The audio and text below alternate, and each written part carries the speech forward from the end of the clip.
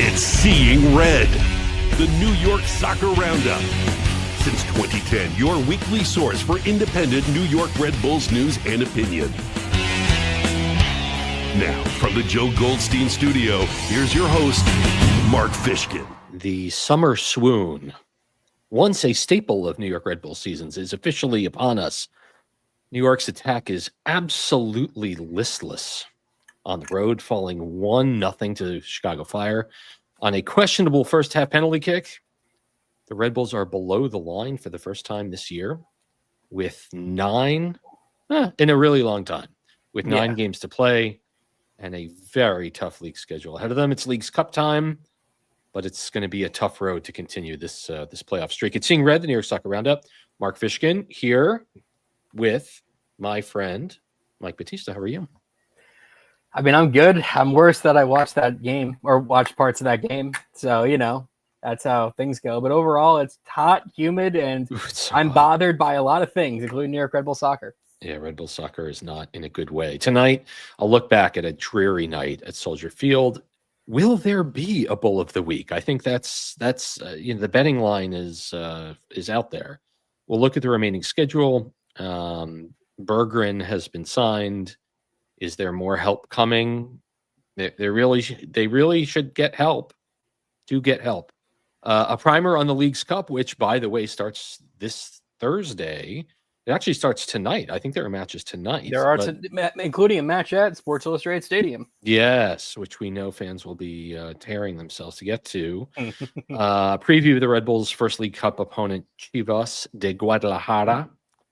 And angry emails, which, I mean, this team is definitely in a place where they deserve angry emails. But let's go back to Saturday. How many emails do you think you got, at halftime? There was one from last week. There was one that you'll see from our friend Jimmy Hoffa, the long deceased labor leader who's buried in East Rutherford, New Jersey, under MetLife Stadium, that he actually wrote at halftime from beyond the grave. He said, I don't need to watch this anymore. New York got off 10 shots in 95 minutes against the Chicago Fire. New York came in with 1 win on the road this season. Chicago only had 2 wins at home this season. The 10 shots, 5 of them were off target. 1 of them hit woodwork. Doncor had a blast in the first half that, would have been a highlight reel goal if it had gone in. 1 of them were blocked, and 3 of them were saved. 2 by Chupo and 1 by Wiki. This was not if not for I don't even know what Alexander could have done differently, Mike. I mean, he's tracking back towards his own goal line. He's laying out. I mean, should he have laid out Wakanda style to avoid getting called for a penalty kick? The ball hit his trailing hand. The attacking player was already off the field. Coronel was 2 steps away, ready to collect. The ball to the arm did not create a scoring opportunity for Chicago, and the announcers on the broadcast were like, "That's definitely a penalty," but it just didn't seem fair. I don't like how the rules don't feel consistent at times, where either it's just any time it hits the hand or just It has to be super deliberate. And if you're going by the first one, then yeah, it's a penalty, but I don't see what he could have done. Right. At the same time, Hack has kind of been on my back. I won't swear on this show, but he's been on my S list. Yeah, okay. But he's been on my S list because ever since Sandro, after the Inter Miami game, just totally, he was complaining about Lionel Messi being onside or being offside, and the fact that a 31-year-old couldn't keep up with a 38-year-old, nearly 40-year-old. And I'm supposed to believe that Alexander Hack's been playing well defense. He's shown that he feels out of place at times. He's shown that he's been slow. So for it to happen to him, even if I'm on his side, it's just another thing where I'm like, that's Hack for you, And I guess, in a situation where let me see where where Hawk lined up, I mean, the back line, Valencia, Hawk, Ayla, and Duncan. And I mean, does Sean Nealis do better there? I don't really know. I think it's just, I honestly believe that a 0-0 draw would have been a fairer result. Yes, Chicago created more offense. Yes, Carlos Coronel stopped all the shots that came at him, saved the penalty kick. He made some quality Carlos Coronel style saves. But I think the story of this game is just New York's tepid offense without the wing play of a healthy Lewis Morgan, or a healthy Cam Harper, who's done for the year. I mean, we've talked about Wiki for a while on this show, and I just feel like he's a man out of position, and I don't know what the position is. It just wasn't coherent in attack. It wasn't sharp. It was as they've been through a lot of this road season, which is just lacking and expecting. I mean, the two DPs have shown up in a big way this season. I would hate to think where the Red Bulls will be without the play of Forsberg and Choupo-Moting. They would be absolutely nowhere. But just, Look, the place for Ricky Carmona right now is Red Bulls 2 or Hartford Athletic. Like he's not playing at MLS level, and I don't think this organization should give him the chance anymore. And the whole wingback situation has just been. We saw it screw up with Sofo. We saw it screw up with Hack. Like the entire we're gonna get to transfers, but we picked up a midfielder. Now we got to work on. I think we don't need to worry about a striker, including the German guy who's not receiving our texts right now. But we need to worry about defense too, because this team went from having a defense that will get it to MLS Cup to a defense that's just getting exposed game after game. And Carlos Coronel can't save you every game. I don't think this was a case. I mean, again, Carlos was up to the task in this match. You're not expecting him to necessarily save a penalty. But again, I go back to, and you're completely right about needing Coronel to stand on his head every week. I just think that in this game against a poor team that is playing at home, and they're bad at home. I mean, the story of this season is 7 points on the road. I mean, we're a poor team, and we're a poor team visiting. Yeah, that's right. And so, I mean, there's not really much to say here. I mean, when I look at who needing a goal, he throws on Dylan Nealis and Julian Hall, Serge Goman, 81st. Rafa Mosquera makes his Red Bulls debut in the 82nd minute, and you think cheers for Kyle Duncan, and it's like, that's nice. That's a nice story. I know Bogoch, I don't know if Bogot's dressed or not. I got you. Unused sub. No, Bogoch did not dress. I mean, the non-subbed on players, Marcucci, Stroud, Sean Nealis, Tim Parker. That's it. So, again, it's just not good enough. It's not good enough. I don't want to talk about this match anymore. The bowl of the match for me, like, if you're going to go to Chicago and you're going to watch the Red Bulls lose, and then you go see, among other things, Red Bulls 2 then went out to SeatGeek and lost 9-2 to Chicago Fire 2. I mean, to go out and see your teams get outscored 10-2 over a weekend, that's a ninth circle of hell sports travel weekend. I hope and pray these guys' flights went on time, because I hope they had some Malort to wash away the pain of that game, of those games. They had the casserole in order to make themselves feel better. Yeah. You guys are the bowl of the match. All right. The Red Bulls, again, I had mentioned Summer Swoon. Since June 1, the Red Bulls are 1-4-3 for 7 points in the league. That's not good enough. And let's throw on the remaining schedule. And this list, is dwindling. 9 league games left. At home, the Red Bulls have RSL, who are 8th in the West. Columbus at home or away, they're 4th in the East. City is 8th in the East. and Cincinnati is second in the East. For those 4 games, the Red Bulls, for me, they have to get 8 to 10 points, because I don't know if they're going to come any other way. In the league on the road, they go to Philadelphia. Philadelphia is 15-5-5 in the league. That is a phenomenal record for Bradley Carnell. They go to Charlotte, 7th in the East. They go to Portland, 5th in the West. Montreal is the only gimme here. If they cannot beat a dreadful, historically bad Montreal team on the road, we'll know with 3 games left. Like, if they don't come away from that match with 3 points, I don't know what the games in between will bring. And then again, Columbus. So the records of the remaining league team games are only 27 games over 500. And if you take Montreal out, who is uniquely awful, then the record jumps to 38 games over 500 for the remaining 8 opponents. And so, you say to yourself, Mike, just like, where are the points going to come from? I don't know if I see 15 points out of the last 9 games, and that won't be enough. I don't see 5 wins out of 9 games. Yeah, thank you. I was like, wait a minute. You're not winning 5 games. You're not. Those teams.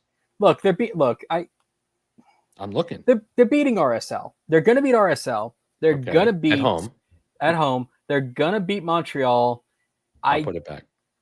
Thank you. I was looking at Wikipedia. Look, They're going to beat RSL. They're going to beat Montreal. They're going to get some sort of result out of Philly over 2 games, like back to back. I'm just that kind of gambler where it's like you're not sweeping a back to back in the same week. For the rest of them, it's just you're right. I don't see much here. I love that Hell is Real October. That's very spooky. You just hope that those teams have locked up playoffs and even playoff seeding by then. That's the only thing that I can see as a saving grace. Remind me, what is Portland right now in the West? 5th. So 8 of the 9 opponents are above the line. That feels like a tie. I don't know why. That feels like a loss or a tie. If they can go win, right? Yeah. Look, go ahead. I just don't know if I see it. Look, the NYCFC game, I personally think that they lost the first game 2-0. I could totally just see them squeaking out a 1-0 win, mostly because NYCFC is just as inconsistent as Red Bull. Yeah. And it's a home game for both teams. So you never know what you're going to get. If my math is correct, with these games, 6, you could probably get like 9 or 10 points here. It's not going to be enough. That's not going to be enough. And at that point, I'm like, well, I don't know what you want me to say here because I don't know who to blame. I'm tired. Like, who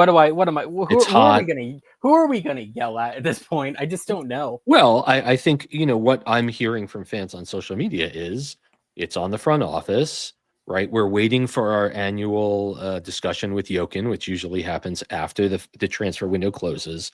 As you had alluded to earlier, Mike, Timo Werner has an offer on the table from the Red Bulls. I don't know how many other offers he has. None. I think New York has been very upfront about what they can do. They can do this and they can't do more. Now, whether you think that's the case, whether you think that a Red Bull team should be able to do more, relevant. Look, a Red Bull team bringing in a known name in this economy. What year is it?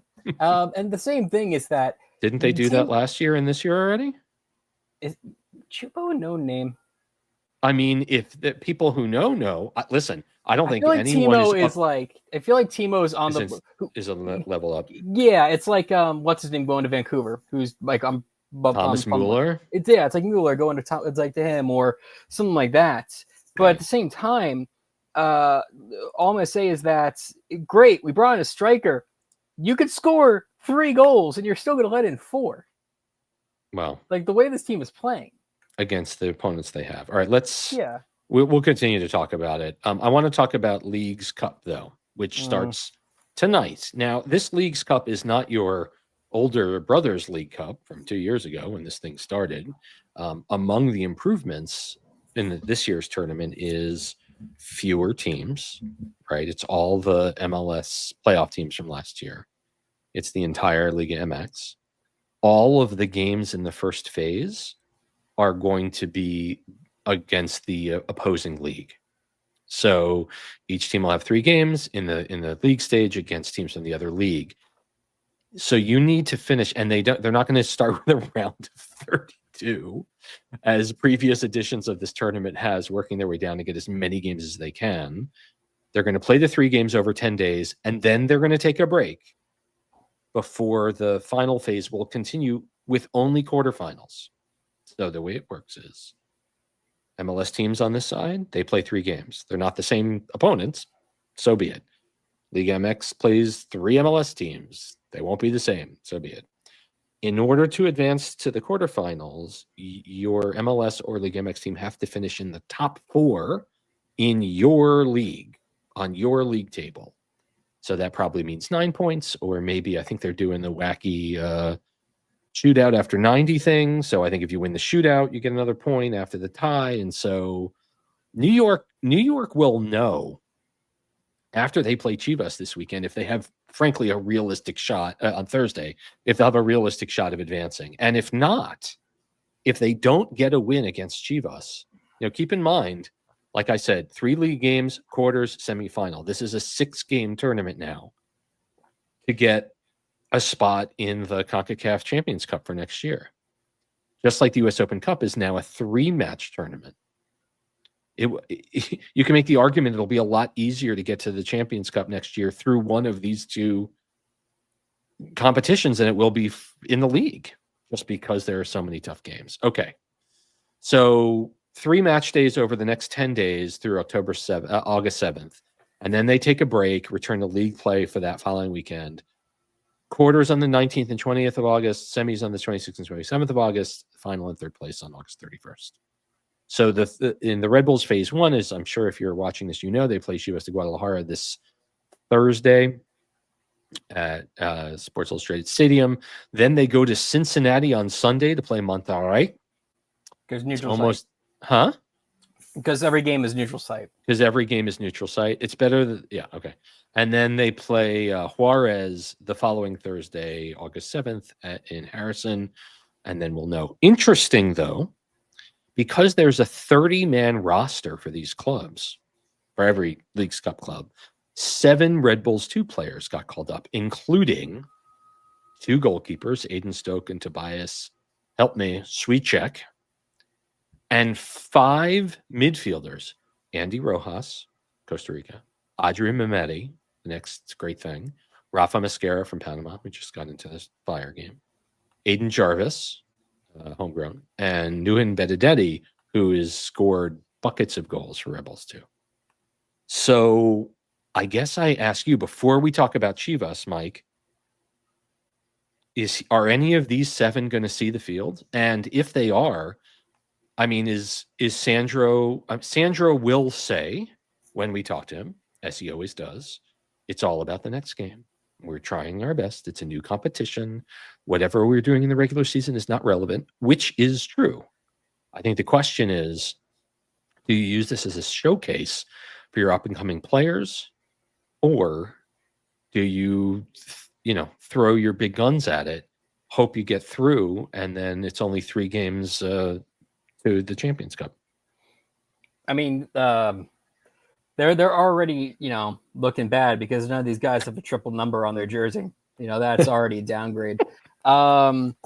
Look, you're gonna use the game against Chivas as a real game. Okay, throw the dice, see what happens. Right. Yeah, the problem is that the second game is against Monterrey. That's also a real team. That's not like a fake. Yeah, it's not a fake team. Like you said, they're going to know after the Monterrey game. They know after the Chivas game. I It's guess the top 4 of 18 teams. If you don't win your first game, you're not going to advance out of this phase 1. Did MLS just make this tournament so like the teams are just not going to care after the first game? Like, I'm sorry, no offense. You know Half me. the I'm an Open Cup sicko, so I don't really follow this thing. I thought I didn't realize how bad this is, and the fact of the matter is, we're probably going to just play. Those 7 kids are probably just going to get like double cleated against Monterrey. Then I don't know, because they're probably against. If we got nothing to play for, yeah, they're playing against Juarez. Put in Aiden Jarvis or whoever in goal because Cornell earned the day off, but or not Jarvis. Stokes. And wrong Aiden. You got the wrong Aiden. We get 2 Aidens and an Audrey. Come on. But at the same time, it's like, yeah, I feel like the Juarez game is going to be that game. They're going to do the first game seriously. And I bet they might put Benedetti in because I think Benedetti's earned a start. But everyone else, like, I don't know. This tournament's so weird. Well, this is what we get. I like it a lot better than shutting down the league for a month. Yes. And by Thursday, the temps should be more reasonable than certainly today. Today was, I mean, I know it's been hotter on the thermometer.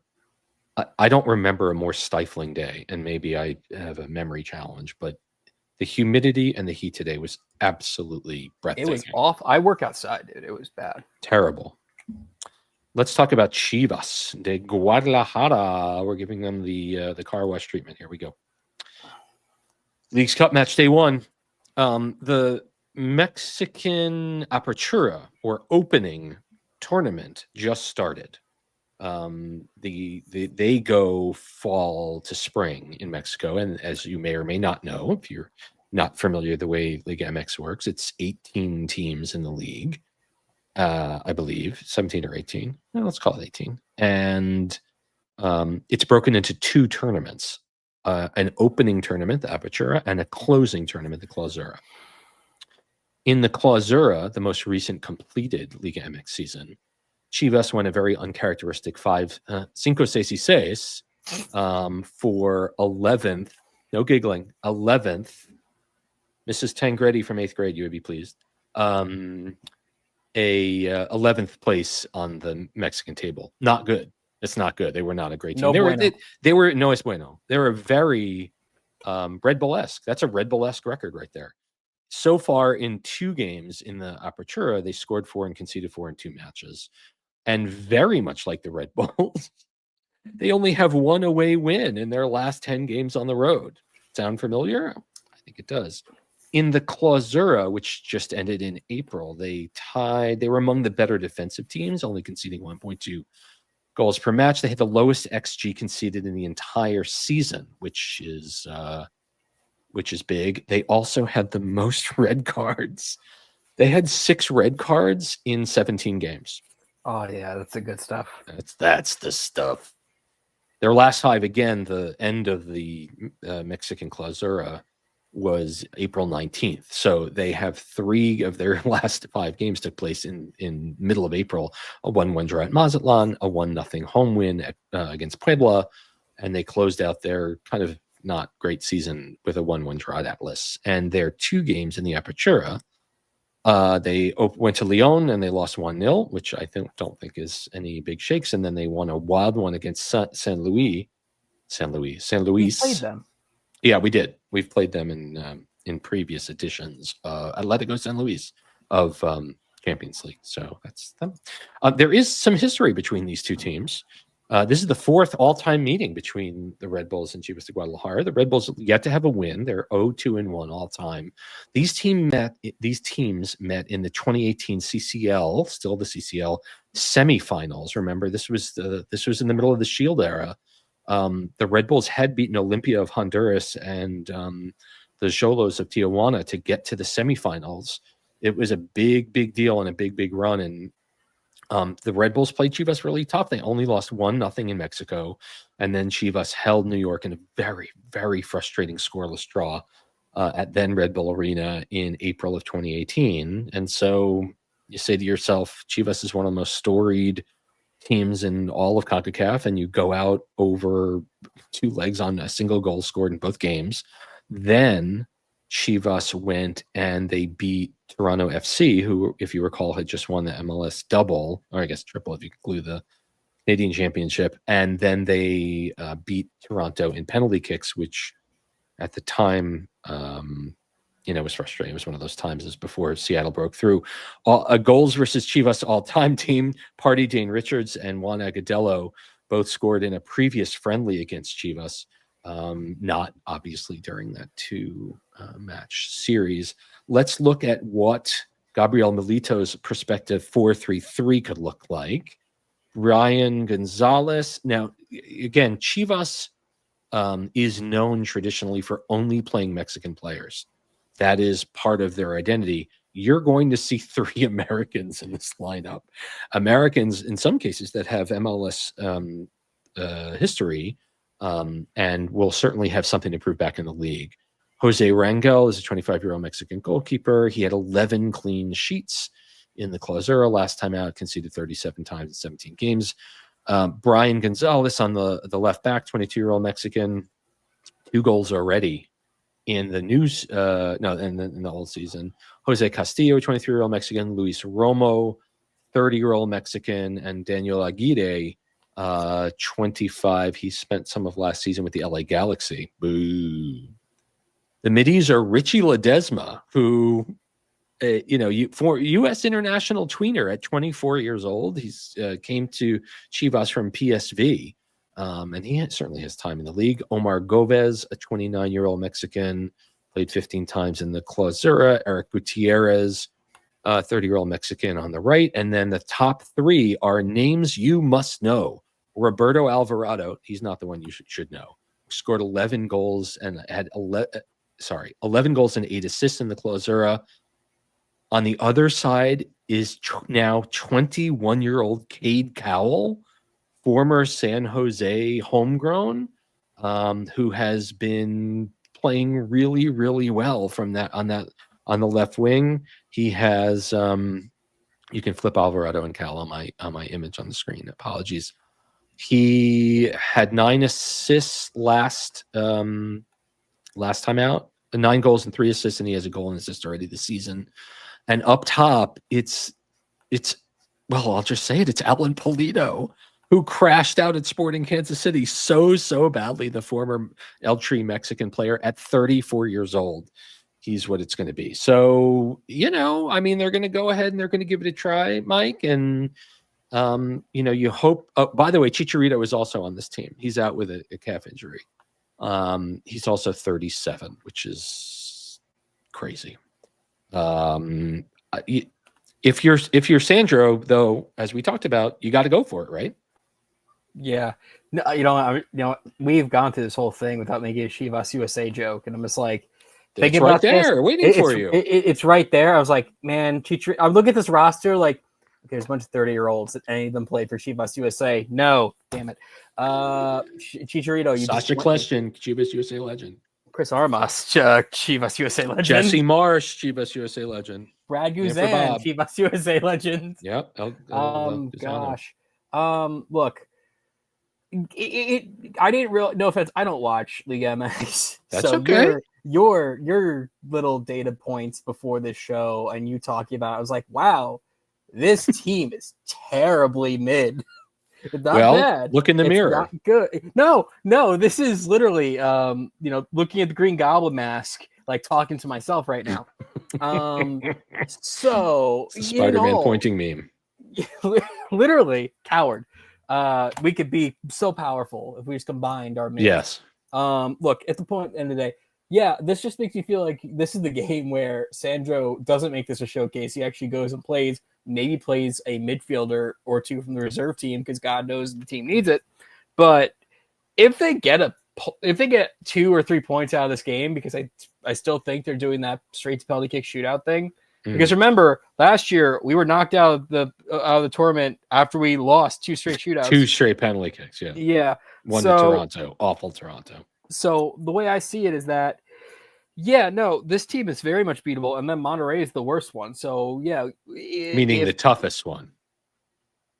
Yeah, they're the worst game in the sense that they're tougher. They're the Sorry, toughest game in the group. My brain screwed up there. It's all but good. no, this is very much a go out and earn it kind of game. Okay. Well, they're going to have to do it, and we'll get a chance to talk to Sandra Schwartz tomorrow. Tomorrow or Thursday, and so watch socials for that, Mac. Maybe you remember it. It's a different system on the press side. It's kind of bonkers. Here, I'll check my email right now. You keep talking. Yeah, this is called a stretch. Anyway, so I mean, it would be really, the good news is there's 6 wins.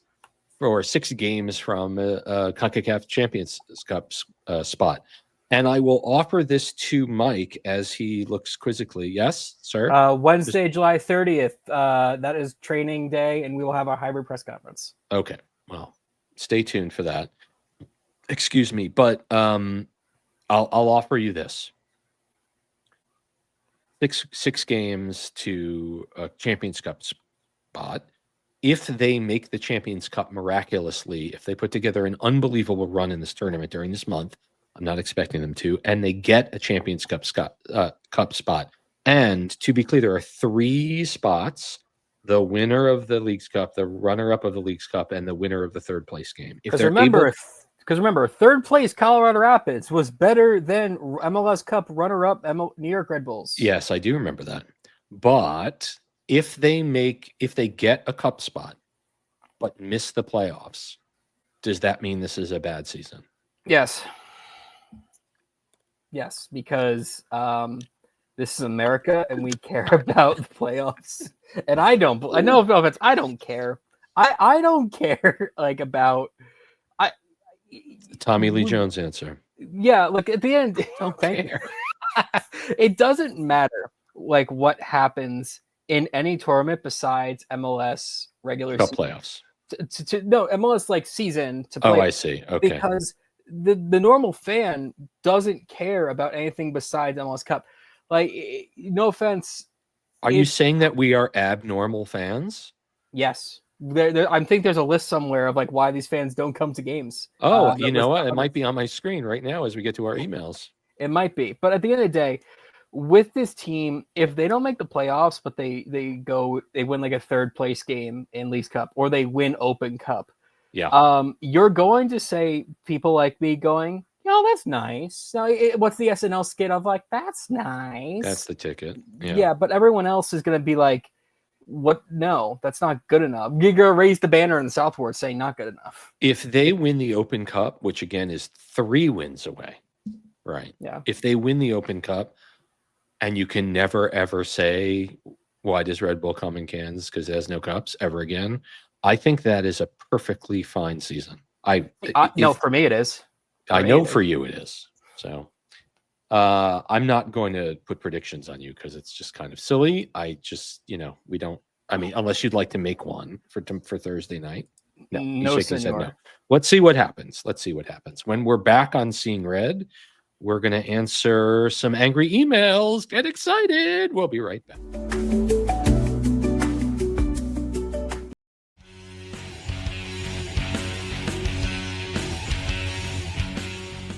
Guitar solo. We're back at Seeing Red, the New York Soccer Roundup. You can reach us at seeingredny@gmail.com. I will also entice you, please, to like and subscribe to our video if for some reason at 35 minutes into the show you are going to take that down. There we go. If you haven't done that, please do. With 3 emails tonight, we can alternate. Mike, I can read them all. Whatever. How do you want to do it?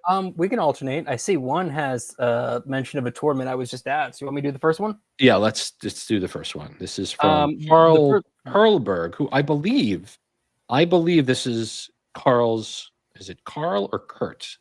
If it's Kurt, I apologize for my graphic. And once again, thank you so much for writing. I believe this is his first email. All right. He asked 2 questions, so I'll say just paraphrase them. Yeah. So Kurt asked, first, why is New York Red Bulls attendance as well as Major League Soccer MLS attendance down so far in 2025, so close to the 2026 FIFA World Cup? And 2, What factors are causing attendance to drop for the Red Bulls and the rest of the league? Yeah. Do you want me to start? First of all, I will tell you that Gemini tells me that MLS attendance is not down in 2025. Slightly increased to 21,000. Okay, that's Garber. That's Garber lies. Keep going.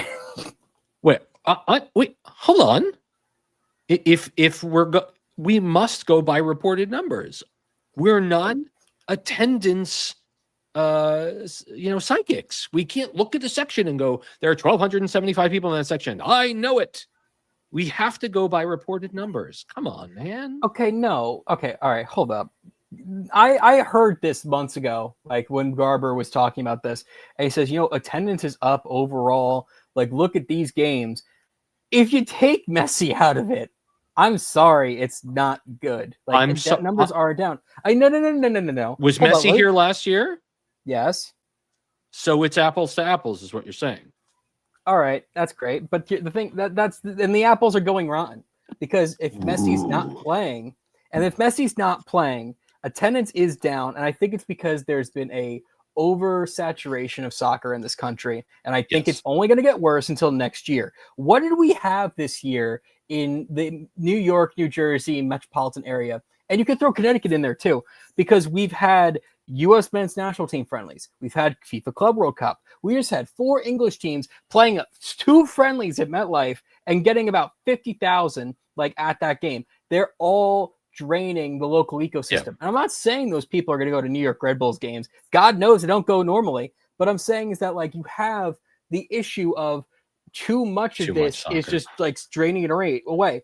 And then you're going to have people who go to Messi games because they travel to them. Maybe they're in Texas and they travel to go see Messi, and then they don't come back, or that's their soccer for the year. They don't go to FC Dallas again, or they don't go to whatever again.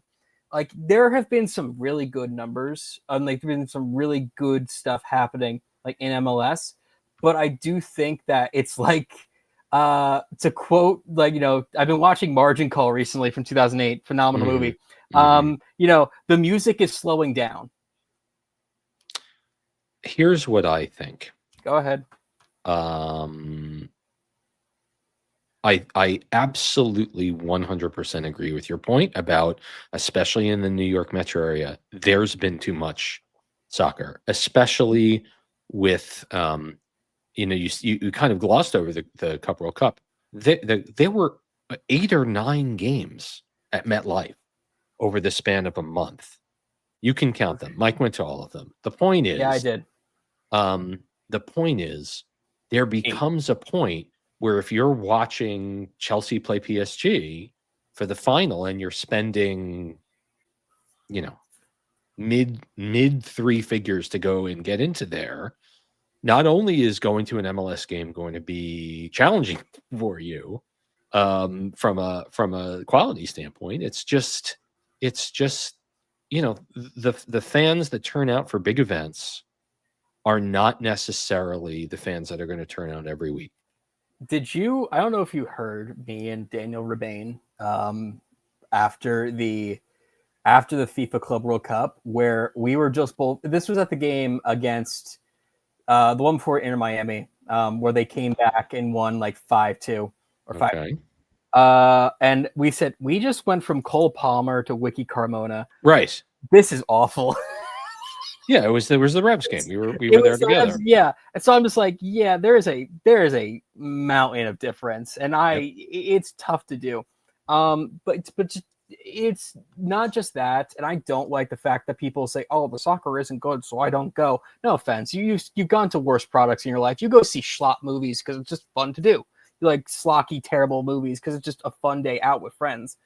I think overall, it's just the summer of soccer has been a drain on others. And also, I think the fact is that the Messi times have just kind of, it's not just a spectacle anymore. If he's not in your game, you don't care, because Red Bulls Arena sold out with Messi fans against Inter Miami.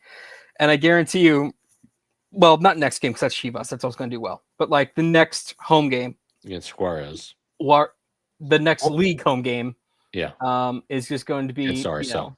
It'll be a step against down. RSL is going to be, it's going to be 15,000. Which I don't know. We have talked for the entirety of the series of Seeing Red podcast about attendance. Kurt may or may not know that I kind of made a very tiny name for myself in a very small circle with a compiled list of reasons why people don't go to Red Bull games. I put it on my Blue Sky feed today, actually, talking about it's everything from the stadium isn't downtown to the club's name for an energy drink to not enough big names to MLS isn't as good as the Premier League or Serie A or the Bundesliga or the Portuguese league. They have a name like Messi.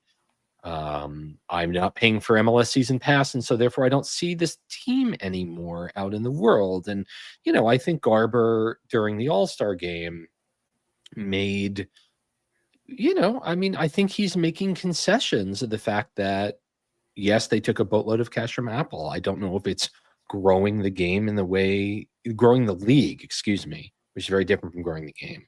I don't know if that's happening in a way that, that they had envisioned.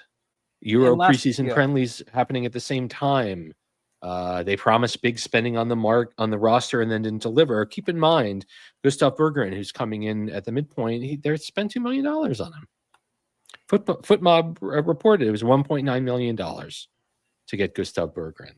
And look, well, let me just say this too, and then we can move on. Thank you, Kurt. And the last thing I'm going to say on this is that if you look at the or if you look at Major League Soccer attendance, the fact of the matter is that the mean attendance, if the Red Bulls sold out every game, they wouldn't never be above 7th because everyone is getting above 25,000 above that point. So overall, a 15,000 averaging, if we just got 15, 17, that puts us in the lower half, but that's a good day at Red Bull Arena because we're tarping off fields or topping off sections. So, I mean, no offense, Red Bull attendance being down, it's kind of just normal because we can't sell out our own stadium. And at that point, we're just kind of stuck in this place where the stadium's both built too big, but also too small to matter in MLS. Too small to matter in MLS. I think also that Atlanta is pants this year, has more than you think in terms of an impact. And yes, we're up to 30 teams this year, so any one team can't do well. But Atlanta traditionally draws the best in the league, over 45,000 traditionally at Mercedes-Benz. Mike, I'm sure, is looking up their numbers for this year. They have 44,307 average. Yeah. So they're not good, right? But they're still top of the league in attendance. That's right, because they play in an NFL stadium and they came in and they won, and the tickets are affordable and the concessions are very affordable. And it's okay, even though they've spent $20 million. Let me ask you this. Let's keep going through the emails, and then we'll get back to this. All right. Our friend Jimmy Hoffa, I'm reading, says, Dear Mark, this was written during the Chicago game. I can't wait until full time. Do you have Schneider or DeGrom Prey back on to discuss a review of the guaranteed investment that was supposed to occur? This team is unwatchable, and we're getting outpossessed by a 10th place team. No, we're the 10th place team now. How does the front office see this play and think we're one Polish league player away from competing? Do they take us for idiots? Yes.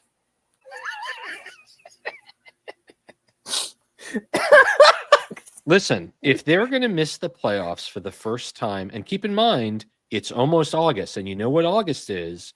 August is season ticket renewal time. And for those that do, and for those that support this team through season tickets, if you are unhappy with what you've seen on the field, and again, they're not terrible. They're just mediocre. They're not, they're in a bad run, right? They won 6 of 8 in May, and then they've won 1 and 8 since then, right? And in theory, Lewis Morgan is coming back for the last 6 games. Just coming back, everyone. Lewis Morgan's going to save us. Don't worry. The point is, they have spent money on players. They just, would you rather be the Red Bulls who are, close enough to the line to touch it if they can just get their act in gear? Or would you rather be Atlanta that dropped $21 million to bring Latte Laughlin and bring Miggy back, and they're a joke. They're terrible. I don't know. I mean, would you? Listen, in the regular season now for a season and 2/3 with Schwartz, it's been meh. And yes, they've had a lot of injuries. If your idea is, I don't understand why the Red Bulls can't be Inter Miami, then you're new to the league and you're new to Red Bull and you don't truly understand what the model is here. But Jimmy Hoffa is not new to the team and he's not new to the league. Does he take us as idiots? I mean, they can't win on the road this year. That's the story of this year. If they'd won half their games on the road, we would be comfortably above the line. Because we're so good at home. They haven't been able to do it. That's the answer. The other issue here is that asking if the GM thinks or the front office thinks we're idiots it's not that he thinks we're stupid. It's that they don't care. They don't care what Americans want, except they think that they have to do minor league baseball things to get people in the stands. Like you're separating the sporting side from the marketing and front office side. Yes, I am. I am, because I'm saying that I think that the only time that like user input counts is for that. Because I remember Jochen like telling us, like media, that he had to, and supporters too, that he had to learn what a fireworks night was and why it matters. And then he realized that's our biggest attended game of the year. And I know that's not his job, but he had to understand it. But at the same time, it's not his job. No, at the end of the day, he knows that, Red Bull Global has a plan and he could make inputs. I don't know if this team is never going to be Thierry Henry again. Yep. So is one Polish striker going to make a difference? That Polish striker may pay out dividends long term. That Polish striker might be part of a cog in the machine that banks out in 3 years. That's the difference. The difference isn't saving 2025. The difference is making a profit 3 years from now. That's what that Polish striker's for. That's what Timo Werner's for. Timo Werner might be for. Actually, no, Timo Werner. I don't think Timo Werner is. I mean, Timo Werner. If we wanted Timo now, we would be giving him the $10 million. We're going to lowball him because we don't care about this season. Like, we're going to get him when we get him. And if that's in January, that's in January. You said that's when he's coming. One last email. That's our friend Paul Fleck. Would you like to read this, sir? Sure.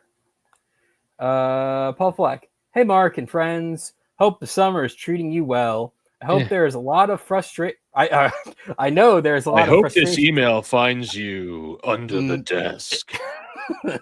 I know there is a lot of frustration among the fan base around recent results, and rightfully so. Yep. However, am I in the minority that thinks this is actually a time where we need some calm and continuity? While we can demand something must change, do we really feel like sacking coaches and front office execs with less than 2 full seasons under their belts is a recipe for sustained success? Quote, go look back at the occupants of MetLife Stadium on parenthesis.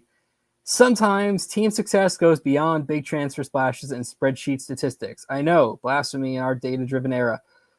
From early on last season, my gut feeling has been that Sandro has a real connection with this group, and the magic of the Believe run wasn't all quantifiable by the numbers. I say this understanding this might mean the playoff streak comes to an end, but if we are honest, regardless of who is coaching, do we really have a realistic shot to finish higher than 7th anyway? No. Isn't there more value in seeing if Sandro can galvanize the group again, continue building, have an honest assessment at the end of the season? Barring utter collapse, I vote for patience. You guys are closer to the team on a regular basis. What's your read on this? Thanks as always. Keep up the good work. And that is from Paul Fleck. Do you know that the word fan is derivative from fanatic? Like the Philly mascot? Nope. just the word. And what that means is that fandom is not based in logic and reason. Fandom is based in emotion. Yes. And this is, last playoff run was a lightning bolt from the blue for the Sky. I know, I'll say it again that Sandro was caught on, saying they said I was not to win the championship in the first year, and everyone, blew their minds out. And it's like, what he meant was that the expectation wasn't that they would get to the title game in their first year, but they did, and that raised expectations. And they brought in Choupo-Moting, and they brought in Victor Bogas, who's yet to truly get it together.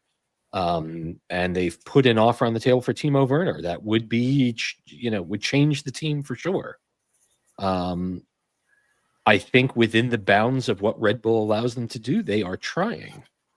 Again, if they won 3 more games on the road this year against poor opponents, and they've played plenty of them, they would be just fine. But as it turns out, being around 500, which is where this Red Bulls team is, just isn't good enough in a much more competitive East this season than last season.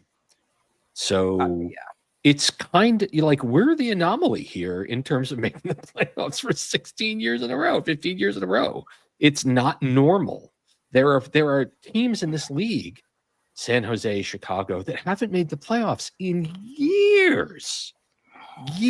So before, I know we look through our narrow Red Bull taurine tinted glasses, there are front offices that have truly mailed it in. I mean, the DC United fans this weekend were all yelling, "Sell the team," at their home loss.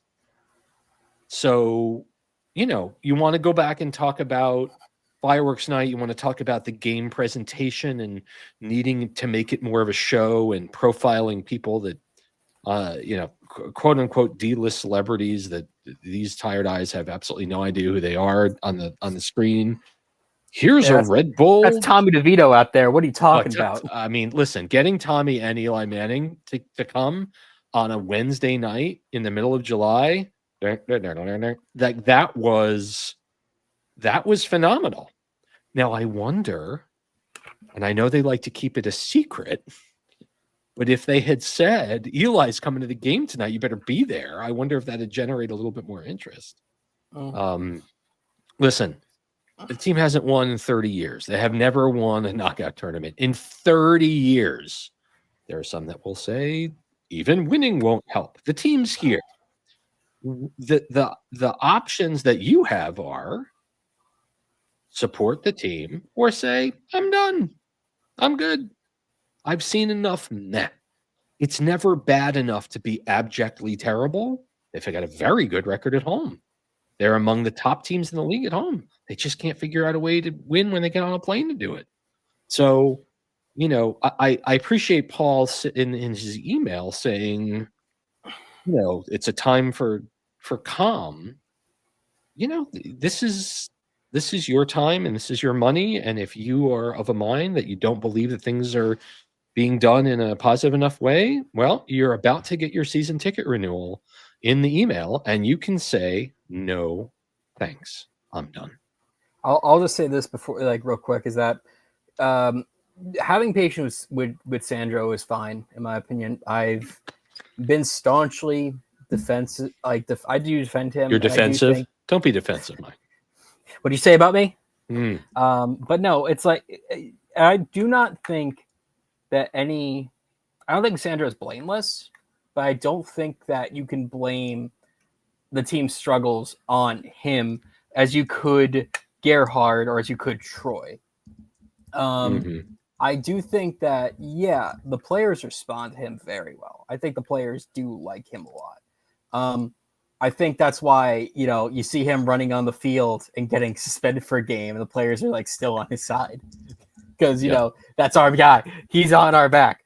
But at the end of the day, he is doing with what he has. He has no midfield, and he can't sign anybody. That's not his job. He can't. What is he gonna do? Call Maines and ask for another dude that he played with 10 years ago or coached? He can't do that. So yeah, I think having patience with him is fine. Having issues with the FO and the global is different, but not like Sandro's fine. Yep. Just keep in mind, Michael Bradley is next. He is absolutely next. Okay, I'm sorry.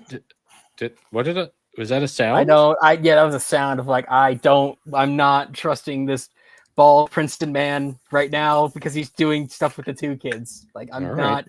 No, he's next. Thanks, Goldberg. I feel very safe. All right. We've come to an end of a funky, overheated Seeing Red. Mike, it's always great to have you. Thanks to Zach Feldman, as always, for stats. No interview as we get ready for Leagues Cup.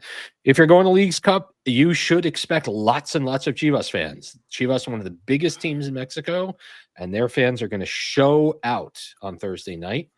So if you go, it's crazy to think that the Red Bulls will be playing a road game at home, but that's what they will be doing. Second one in a row. Second one in a row. That's right. So hold it together. The Red Bulls have these 3 games in 10 days. We'll know at the end of Thursday night if they're going to be for real in this tournament. If they lose to Chivas, they are not going to advance out of the group stage, and then you can play your kids, you can use them as training exercises, you can hang out, you can enjoy it, or you can choose not to. But New York is going to incorporate Berggeren into the lineup because the transfer window is now open, and hopefully Timo picks up the red phone and says yes. Mike, what's cooking with you? What do you have going on these days when you're not here? I don't know. That's why I asked. I'm sorry. I'm just doing my thing where I don't know how to talk. I'm working on some stuff for Hutsville Blue. Going to be trying to do some USL League 2 coverage because the final between Vermont Green and Ballard FC is that'll be fun. Going to be awesome this weekend. So if you don't want to watch a game in Ohio between the Red Bulls and Monterey, watch that, please. Besides that, working on, just same old. If you want to follow my stuff, follow it on Hutsville Blue, thecup.us, and New York Sports Nation. All the places. We're not going to be back before the Monterey game, but I think we'll try and be back before the Juarez game. And hang in. It gets better. It does. What a message of hope, like a World War II radio broadcast. Good night and good luck. Thank you so much for listening to episode 622 of Seeing Red. We'll be back soon. Have a good one. Enjoy. Bye-bye.